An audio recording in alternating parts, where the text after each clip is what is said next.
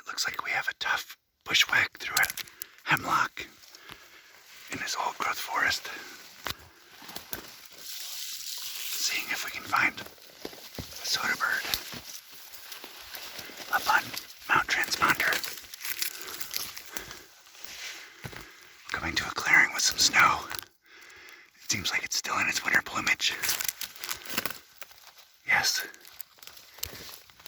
Let's hide here between the hemlocks. It seems to be looking at the windmills. Very quiet. Don't want to get behind it too close where it can kick us. Those massive legs.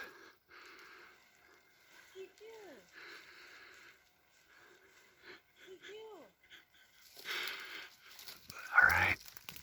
We finally recorded it making its call. Let's retreat before we interrupt it.